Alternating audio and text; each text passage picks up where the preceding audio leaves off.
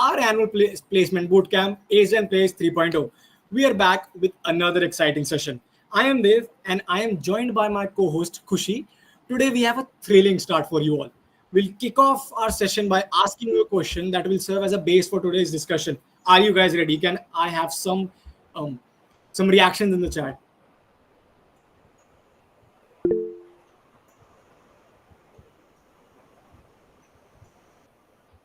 Okay, so absolutely, Dave.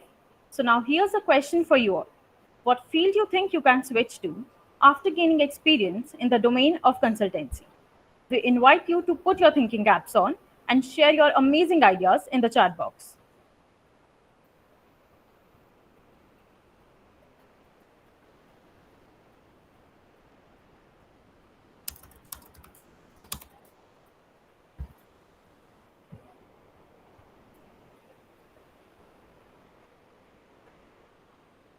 Yeah, sure.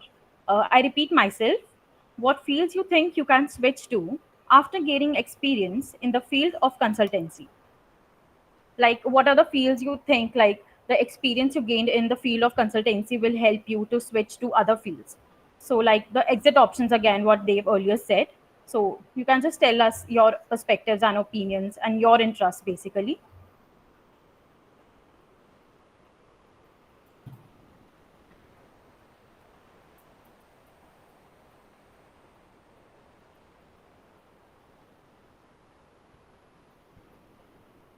Come on, guys, show some enthusiasm. We want this session to be as interactive as possible. We want this session to be as fruitful to you, to the speaker, and to us as well. So go on, like, go crazy, and we want some answers in the chat box. Okay, so we have some amazing answers coming up in the chat box: hedge funds, corporate management, entrepreneurship. Divyansh, depends on the field that we have worked. A really good answer. You also have to like keep in mind what particular different domain of consulting we have worked with. So I feel like that is also a very big part. Anyways, so we'll be going forward and keep those ideas coming, and we'll continue to explore new horizons throughout our session, that is consulting as a gateway. Today in this session, we will talk about cracking the code on your next career move after consulting and great opportunities that you can target. Now, let's embark on this exciting journey together. Without any further ado, let us welcome our esteemed speaker for today, Mr. Kunal Suraiya.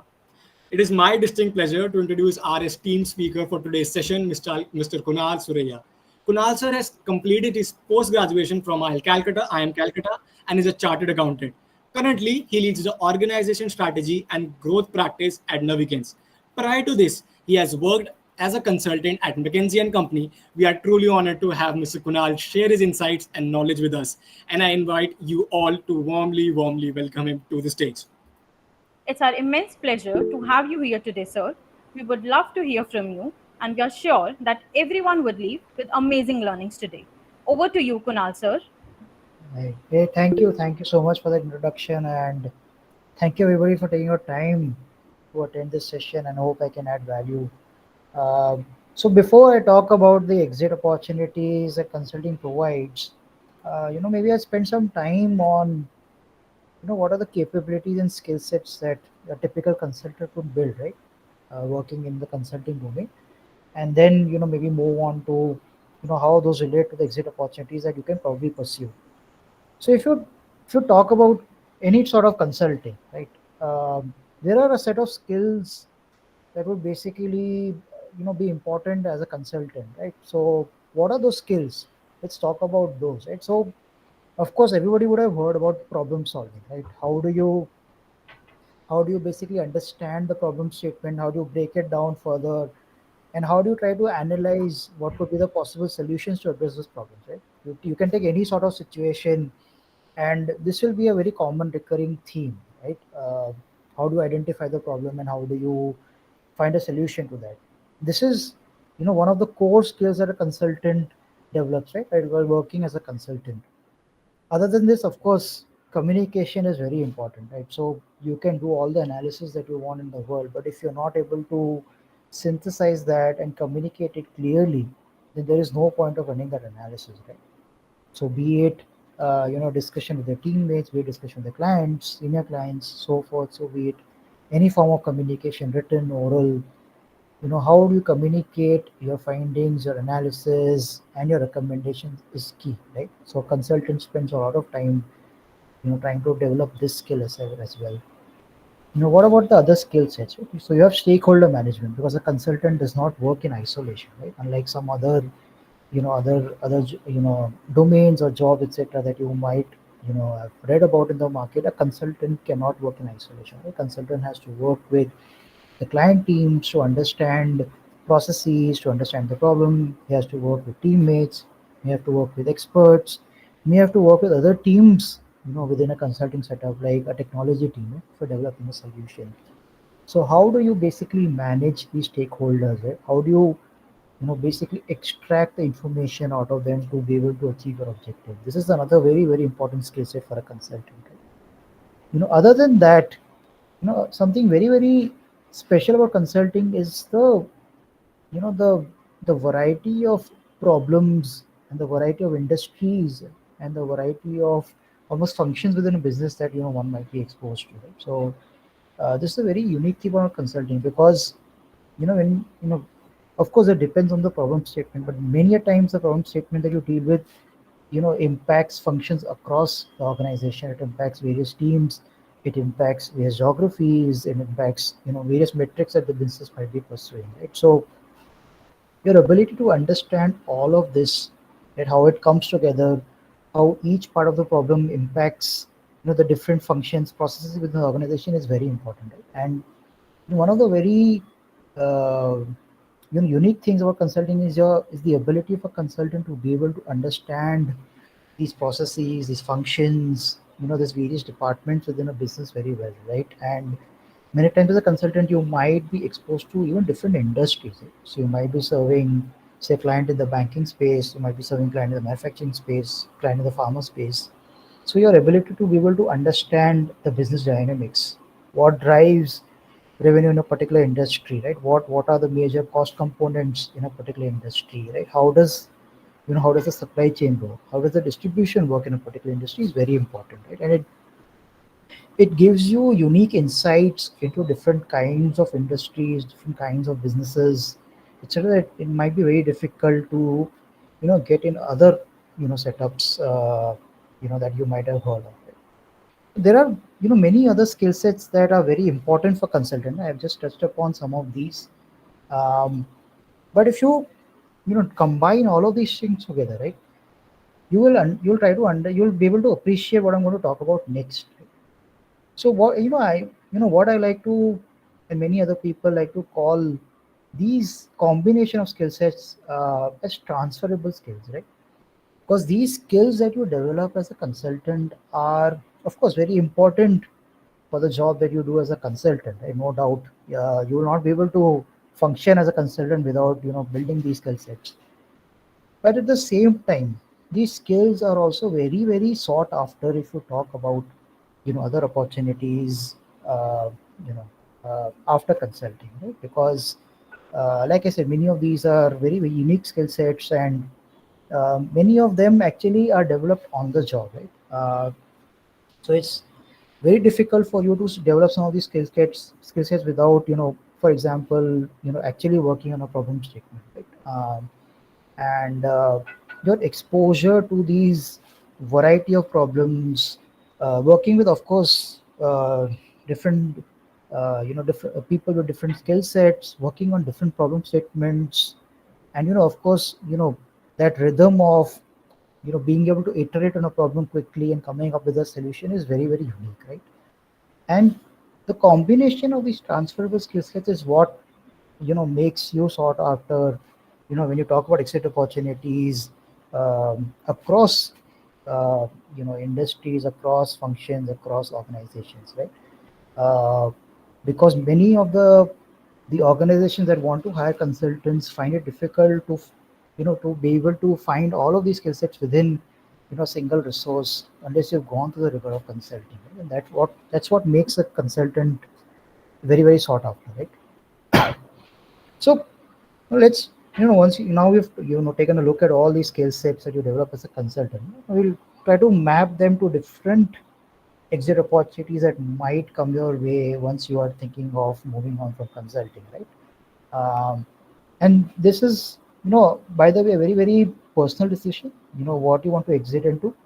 Uh, there is no there is no formula to this. It's not a mathematical formula. Everybody has a preference. Um but what you should understand is why a particular sort of opportunity will look for a consultant. What are the things that role is looking for. So if you almost draw out a JD for a particular role that you want to exit into and try to map it to these skill sets that you've talked about, you'll be able to understand what are the things that they're going to look for, right? So let's talk about some of the opportunities uh, that in today's world you might basically find yourself assessing once you want to move on from consulting, right? So of course the first thing that comes to mind is investments, right? So investments could be private equity, could be venture capital. If you talk about the private investment space, and this is one of the most popular exit opportunities, right? Many consultants want to move on to the investing world. um, of course there are pros and cons of these, but one of the major reasons is, of course, um uh, you know investing as a concept is very, very appealing, right? Especially if you talk about private investing. So discovering those companies that could be the next unicorns, decacorns, whatever you call it, of the future. Identifying those, discovering those, analyzing those, and then of course investing in those and realizing multifold returns from the investment. It's a very, very exciting concept, right? Most people are very attracted to this space because of all of these factors. One of the things that is important, right, in this world, right, if you get into the investing world, is your ability to understand businesses, of course, your ability to understand industries, your ability to identify what drives value in a particular industry or an organization is very important, right? And that is why consultants are very, very sought after in this space, right? Because um, there is a concept of a diligence, right, before you make an investment in a company. And as a consultant you might be involved, in fact, in performing those diligences on behalf of these investment firms. But the idea of a diligence is to be able to assess uh, you know the what is the relative position of that particular target vis-a-vis the other competitors in that particular industry, right? And all the skills that you've imbibed as a consultant are very, very important uh, in that analysis, right? Including building a financial model for the business, right? This is also very important, and it is one of the skills that you might develop as a consultant as well, right?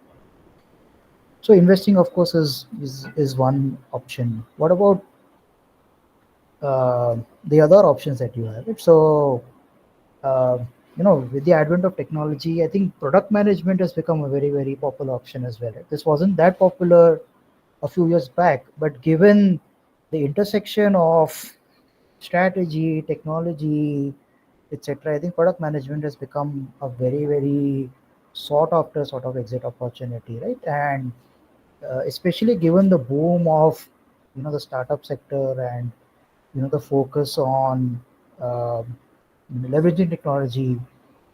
Even the governments, etc., are for example supporting this, right? So you might come across reports that say fintechs are very useful for financial inclusion. The government is trying to basically make it easier for startups to operate by building on on platforms, etc. For example, UPI, right? It's transformation in the payment space, and a lot of use cases have been built on top of UPI, right? So product management is another very useful sort of option to keep in mind. Why? Because it's very, very similar to what you would do as a consultant, right? The problem statement is a lot narrower because you're only thinking about a particular product or group of products. I don't know, whatever the case might be. But you as a consultant, what you would do is try to understand that if you had a particular product, how could you increase the market share for the product? How could you realize more revenue from the product? How could you make the customer experience better, right? These are exactly the questions that the product manager also answers, right? And many consultants now, work with technology focused teams, when while serving clients, right? So you have technology architects, you have designers, but whether UI UX designers are in great demand for this reason only, right? Product management has really taken off. Everybody wants to build the best product, wants to give the best customer experience, and who better than to have a consultant managing the product to realize the benefits out of that product, right? So product management again is a very popular exit option nowadays, uh, that we've observed. uh, if we talk about corporate strategy, of course, that is a classic exit option, right? So corporate strategy in large multinationals, large enterprises, etc., because you're essentially doing the same thing that you would do as a consultant, but for that particular organization, right? The only difference that you might see yourself uh, doing as a part of the strategy function is getting more involved on the implementation side of things, right? As a consultant, it may not be always possible to see the implementation through or to get involved in implementation at a very detailed level, because the resources at your disposal are much more limited, right? But when you are part of an organization, you have resources at your disposal, and your may not be able to do it because of lack of time. Some may not be able to do it because of lack of capability, right? They understand that they may not be able to um, manage everything with the same efficiency and with the same capability as they like. So what is the next best option? To get cut a consultant, right? To act as an extended arm of the founder. So you are part of all the meetings that the founder might get into, talking to investors, talking to potential customers, regulators, and you are supporting the founder on not only creating the strategy but also acting as an implementation arm, right? So you are part of all those uh, initiatives, and you get involved on the implementation side of things, right? So that's become a very popular exit option as well, in the founder's office or the chief of staff. Um, so what else? What else? Right? So if you talk about the finance sector itself, I mean there are multiple things that you have as part of finance. So core finance is another area that many consultants exit into after they want to move on from consulting. But of course, that depends on uh, your domain knowledge, etc., of finance as well, right? Because you need to understand finance a lot more deeply. And I think many people who worked in finance before find it appealing to shift into say corporate finance function, right? Where you are uh, say leading investments on behalf of a corporate. You are part of the capital budgeting, the project finance, all of those things. Another thing is banking, right? And I'm not talking about investments, but I'm talking about banking in general. Uh, so a lot of consultants, of course, who have exposure to banking sector, understand banking, etc., find that this is a very good option, right? Because banks, uh, as an entity are widespread, right? They are almost omnipresent. Not only do they help people mobilize money, but they also help facilitate investments. They help facilitate insurance, so on and so forth. So a lot of things to do as part of a bank. Right? Another exit option, of course, is sales and marketing. Right? For those people who love um sales and marketing, this is a very popular option as well. So as part of the sales, you could of course be doing two things, right? You could be doing actual sales on behalf of an organization, right? Or you could be almost supporting the design of how the sales function will work, and designing all the collaterals, the templates, designing the organization structure of the sales. How should the sales team be structured, right? These are things that you might have worked on these kind of problems as a consultant, right? So you might actually join an organization and work on be doing this for the organization. Right? Marketing, has a lot of things, and it also depends on which industry you are getting into, right? As a marketer, so as part of the digital marketing team, you could basically be working on a similar kind of problem, right? So the scope of digital marketing has increased tremendously nowadays. Right? And if you talk about performance marketing, then you have everything around running ads, tracking the ROAS on ads, etc. as well coming in it. So it's quite a holistic function, and there's a lot to do, right? And it basically can almost be an opportunity where you take over that digital sort of marketing function, but then you can go in the organization and become, for example, the chief marketing officer, right? Because um, pulling in customers in the digital world has become very, very important now, right? So that was a little bit about sales and marketing. um, some people also find operations very interesting, right?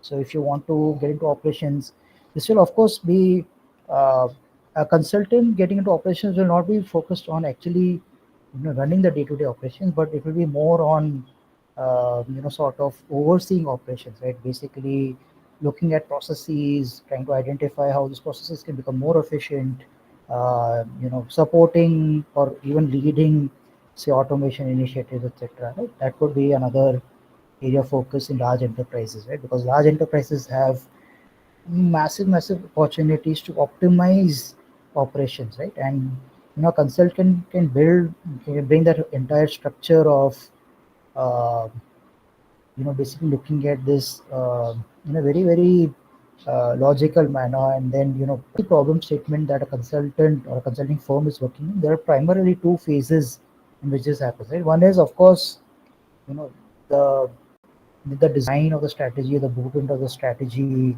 creating a roadmap, etc. But once you want to implement these initiatives in an organization, it's very difficult for consultants or consulting firms to do this independently. They need representatives from the organization. They need representatives from the organization to be able to implement these initiatives. And what organizations have realized is it's very difficult to ask people who are already leading a function or who are part of function to be part of these initiatives. Right? They don't have the time, and that's why the value from these initiatives may not be realized.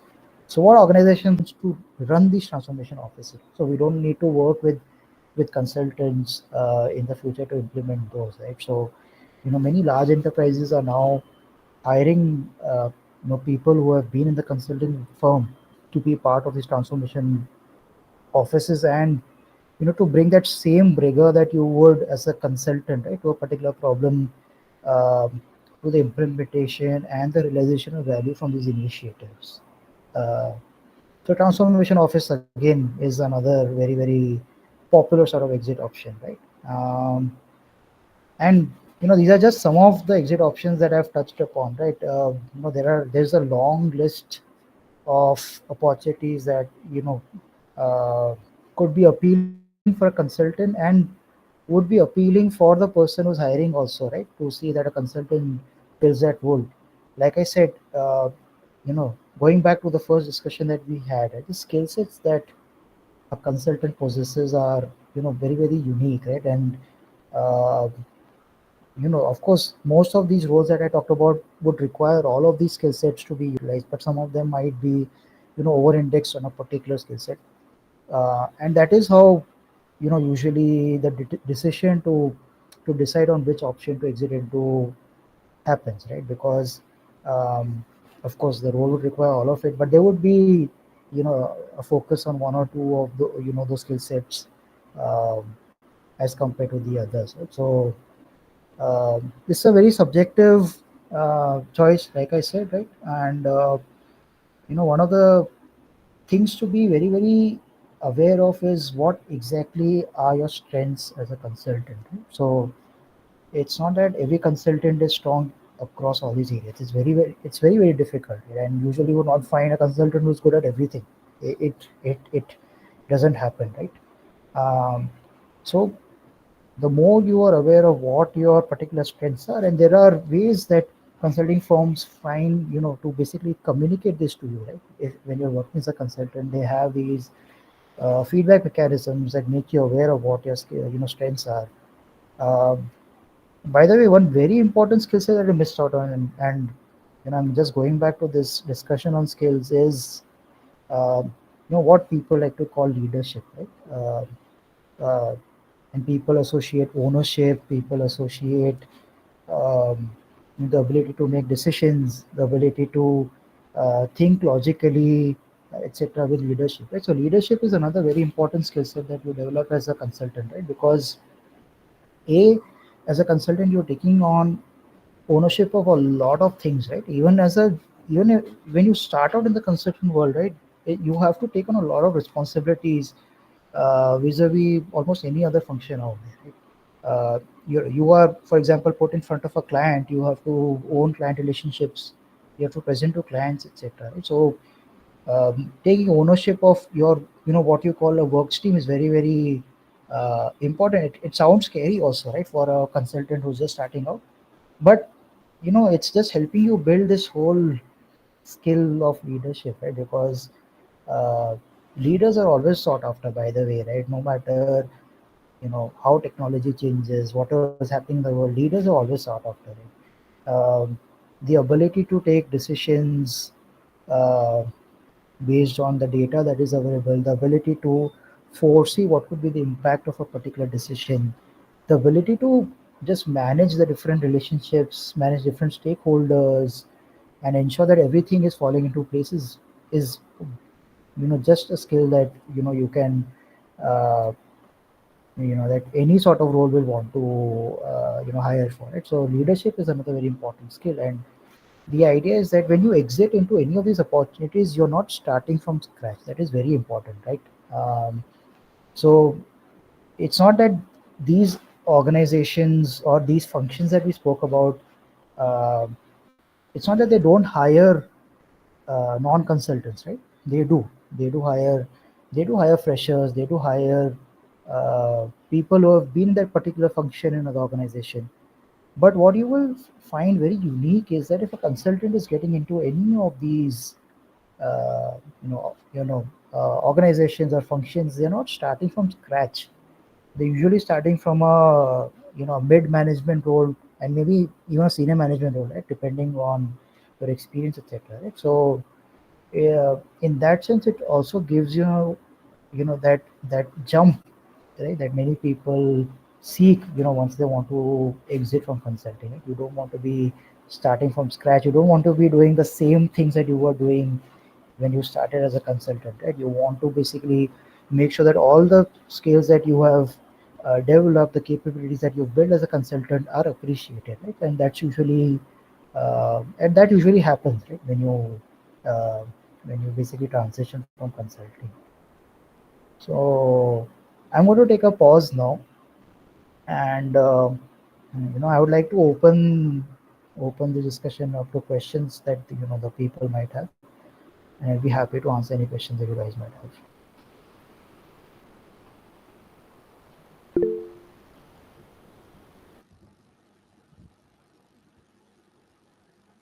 Hi, Kunal. Okay, so Hemant has a question for you, Kunal sir. His question is, what could I do within a week to figure out whether consulting is right for me? Okay, within a week. Within a week, yes. Okay, so I mean, I've tried to describe, right, what the day of a consultant could look like, right? And if that sounds appealing to you, then consulting is the right place for you, right?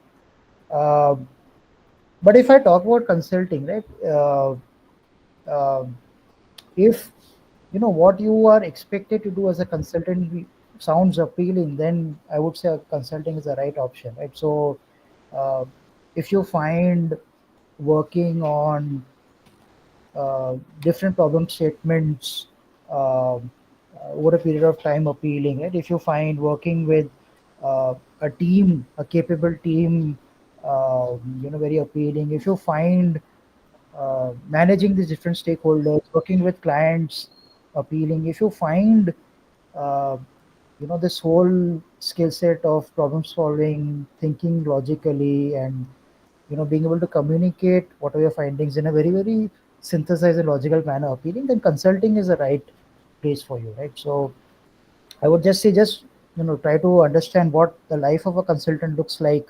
It's not the easiest job in the world. I'll be very honest. Right? It does require a lot of rigor. It does require a lot of dedication. But if all of that finds, if all of that sounds appealing, then consulting is the right place for you. I hope that answers your question, Hemant. You can just raise your hand. All right. So Shashwat has another question for you, sir. To what extent domain knowledge matters in comparison to problem-solving skills? Because he follows, because at the end of the day, one can't have the domain knowledge of every industry. So how to approach dealing with the situation?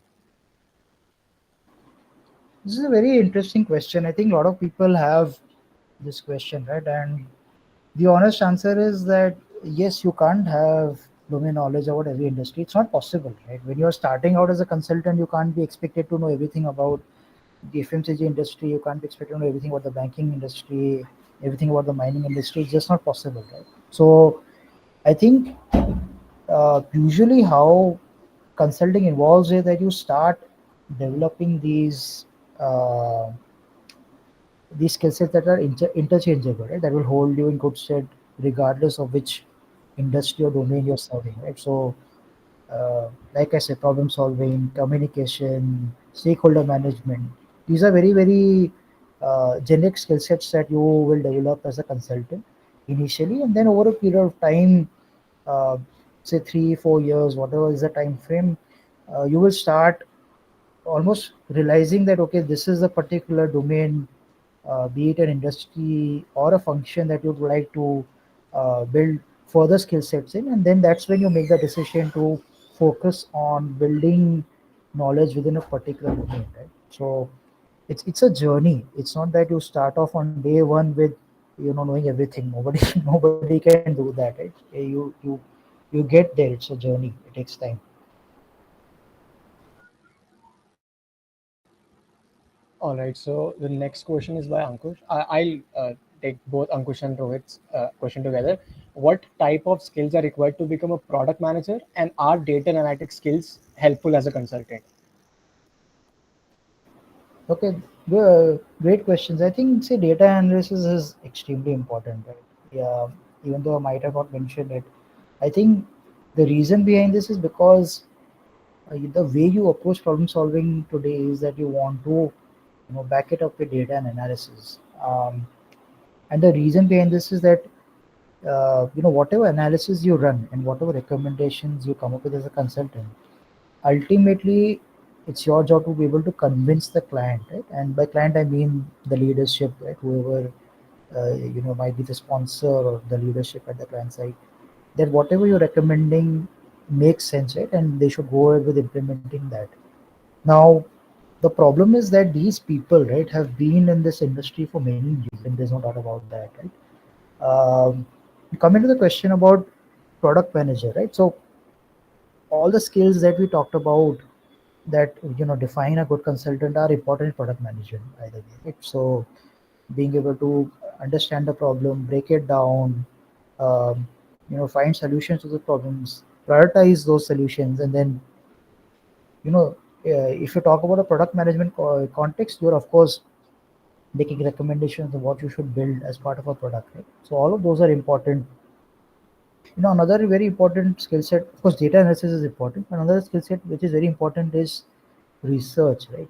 Trying to understand what is happening in the market, because whatever product or platform you're building doesn't exist in isolation, right? There are other products, there are customers who are using different products, who are using different services, etc. So your ability to be able to understand what the competition is doing, what are the things that the customer wants, what is the customer demanding, all of that also becomes very important, right? So that combined with, of course, some understanding of how product works, right? Technology. So the approach to development, how our products develop, how the products maintain, etc. If you combine these two things, then you'll basically almost be defining a good product manager, right?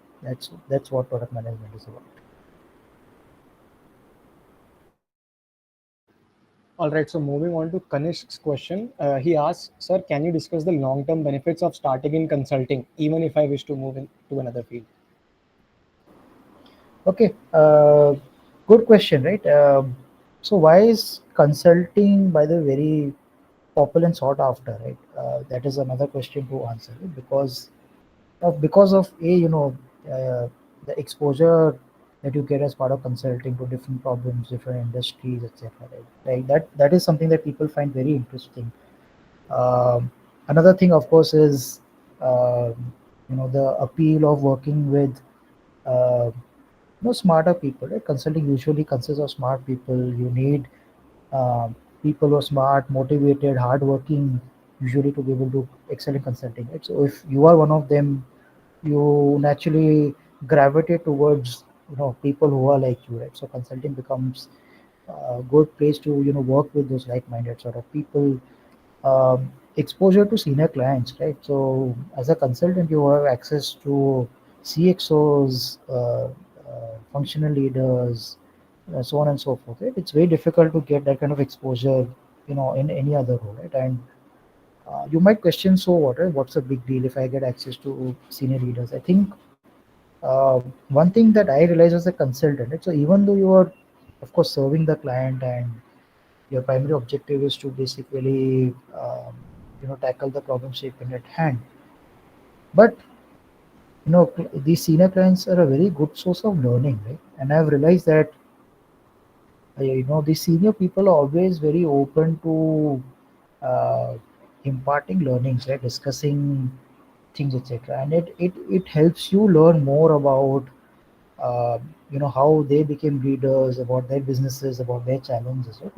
Which is very difficult to get access to. Right? It's not very easy to get access to discussions with the senior people. So it's actually a very very appealing context. Um, of course, consulting pays well, no doubt about that. Right? It's a good start to your career. So you not only you building a very very sought after skill set, but you're also doing well for yourself in terms of earnings, growing your wealth, so on and so forth. Right? And then uh, if you talk about the exit opportunities, compare it with any other sort of role, you'll find that usually consulting has the largest and the most appealing exit opportunity.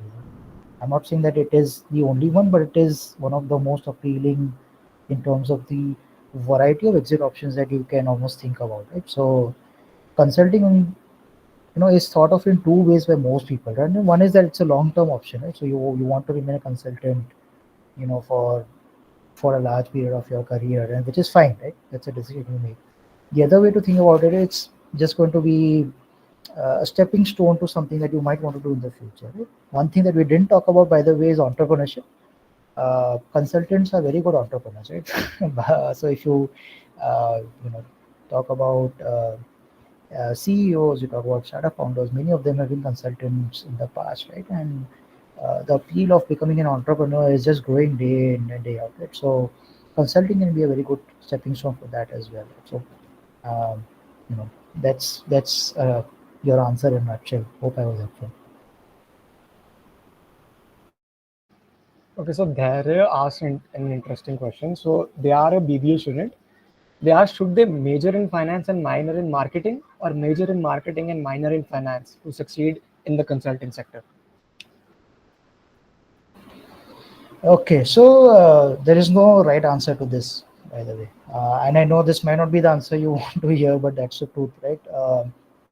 Uh, when you talk about consultants, they come from different backgrounds, right? So you have, of course, you have engineers, you have chartered accountants, you have people from economics, you have people from arts backgrounds, psychology backgrounds. Right? The background can be anything, but I think more than the background, right?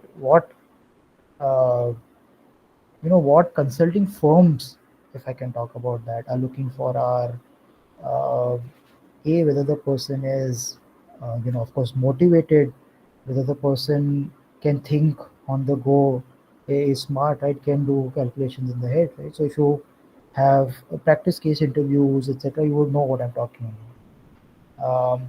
They're not going to give as much focus to whether you have a background in finance or marketing as they are going to give to these things that I'm talking about.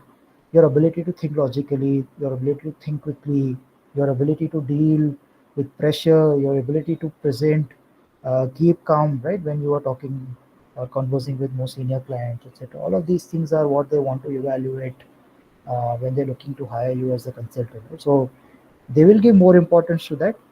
I would say, what you want to measure or major in is actually something that you should decide based on what appeals to you more, right? Whether you find marketing more interesting or finance more interesting, rather than trying to link it to what will work better if you become a consultant. Uh, those skill sets that you develop as a consultant initially are very very generic, right? They're not they Your background uh, does not matter as much as these other skill sets that I've spoken about matter, right?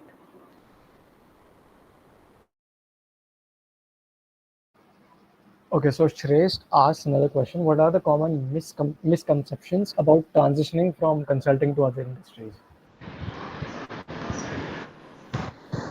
Misconceptions, very interesting. I think, see, it's about why people want to transition from consulting, right? Yeah, and there are many answers to this question, by the way, right?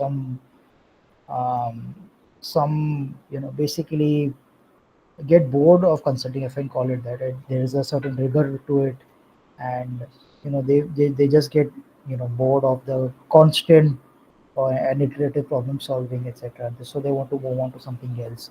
Some of them are in fact looking for a better work life balance, right, when they move on from consulting, no doubt. That's one of the most appealing things. Some of them want to transition into something that they're more passionate about. So somebody is very very passionate about product management, wants to build products, see the products in action, right? So they want to get into product management. So there are a number of reasons why a person moves on from consulting, right? And uh, the motivations to move on, and what you're exiting into is basically what you should be thinking about it. So there are no misconceptions as such, right? I mean, uh, your decision to exit from consulting or transition from consulting into another industry is not an easy decision. You don't just take it in one day. It's a well thought out decision. You talk to a lot of people, you do a lot of research, right? So usually you will end up making a right choice, right? uh, but I think sometimes it's the change in the environment that becomes a little challenging to deal with, right? So consulting is a very fast paced life, right? You're always doing something, you're working on something, thinking about something, etc. Sometimes people find it very difficult to change with a more relaxed environment, right? And they have of course taken the decision to move on because the work life balance was something that they wanted to improve, right? But sometimes they find it very difficult to deal with the change in the pace, right? Because you are more attuned to working on the go. So that is one thing that you can keep in mind, right? The other thing is that uh, as a consultant, right, a lot of doors open up for you, right? If I can call it that, right? So when you are representing a consulting firm, uh, a lot of people will be willing to talk to you, a lot of people will be willing to listen to you, etc., right? But if you have not thought your exit through properly, or if your exit has been motivated by uh, this thing, right, your ability to be able to get access to opportunities, whatever it is, it's sometimes it may not be as easy. Of course it depends on where you're transitioning into, but sometimes you may find that people are not as willing to talk to you when they were, right, when you were part of that consulting setup. But it's again a very subjective thing, so I won't say that there are any Misconceptions. My only point is that whenever a person is making the decision to transition from consulting, it has to be well thought out. It has to be discussed with a lot of people. And when you are working in a consulting setup, you of course have a lot of people to talk to, a lot of friends, a lot of mentors. So getting their opinions, etc., helps you make a more informed decision, right? So the chances of you making a mistake or going wrong are actually much less than it might have been if you didn't have access to those kind of people and resources, right?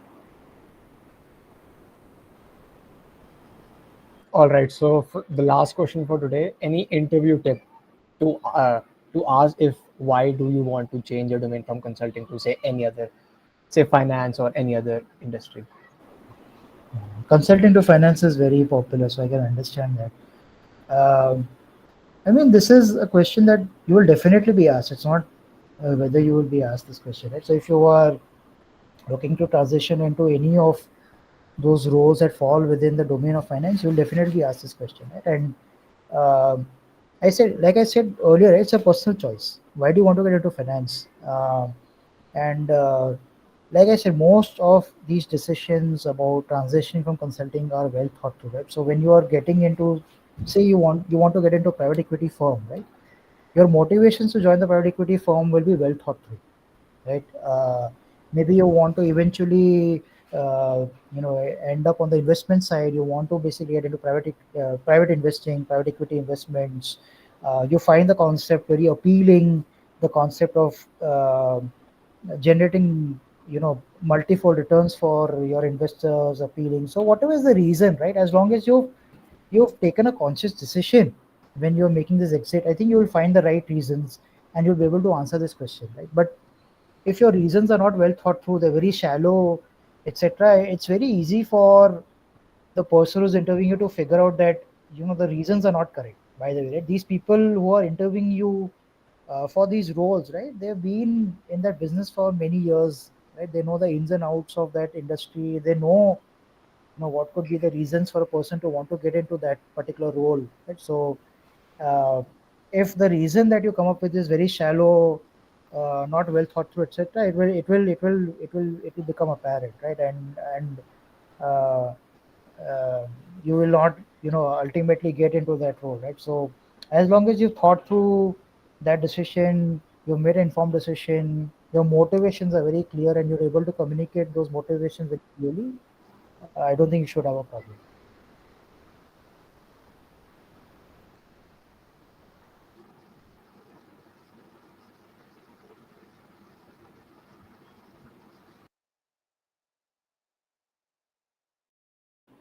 I think there are some more questions. Do we want to take Uh, those right yes, yes, now? sir. Okay, so Hemant is asking if someone from MBA in marketing worked in that domain, then Hmm. shifted to consulting. Now, Hmm. how much easy would it be for Hmm. him to shift Hmm. to finance?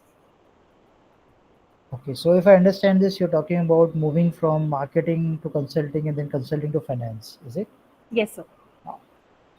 So, see, these kind of transitions are not unheard of, by the way, first of all. And you have to start from somewhere, right? So, it's not that everybody starts out in consulting, it's not possible. There are people who, you know, get into, say, technology services firm or a marketing firm or a marketing role, or a data role, whatever you want to call it, right? And then get into consulting, right? Uh, I would say when you are looking to transition from consulting to finance, if the role in finance is going to give more importance to the skill sets that you've developed as a consultant, then that transition will be easy, right? Uh, because the skill sets that you develop, in the marketing role are of course important. Not going to deny that, right? But the role in finance that you want to get into is giving more importance to what you've done as a consultant, right? So if you've been able to develop these skill sets that we have discussed on as part of this workshop, I don't see any reason why you can't get into finance.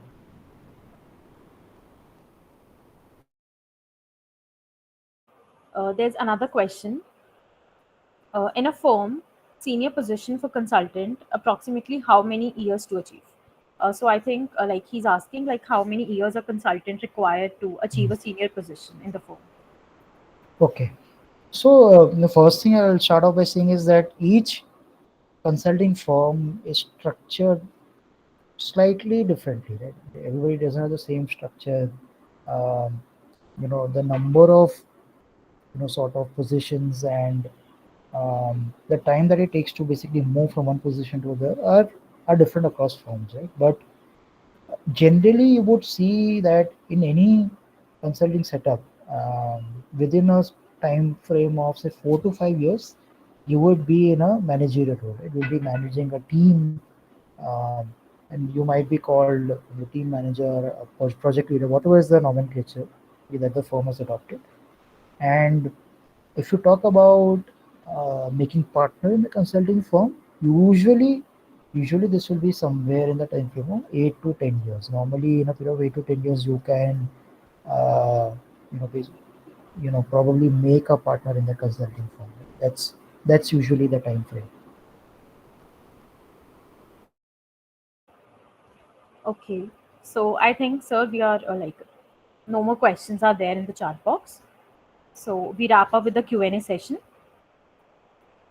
On behalf of Hindu Consulting Group, we express our gratitude by presenting to you with a modest gesture of appreciation. Can we have a memento, please?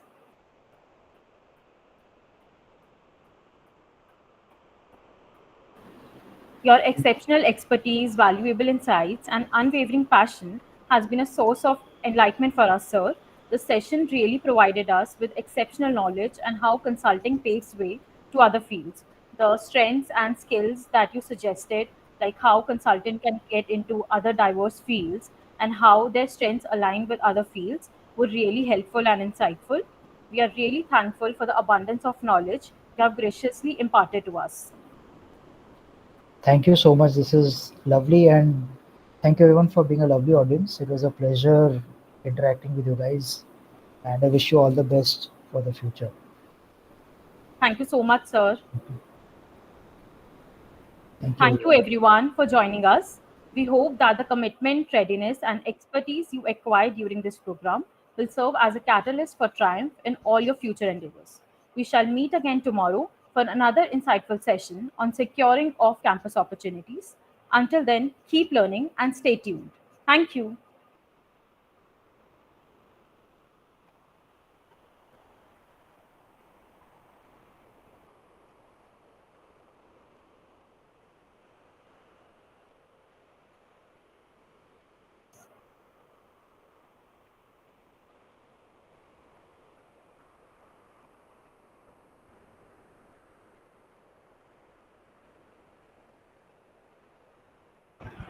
Guys, the attendance for the session has been taken by us, so everyone may leave the meeting. Thank you so much for joining in.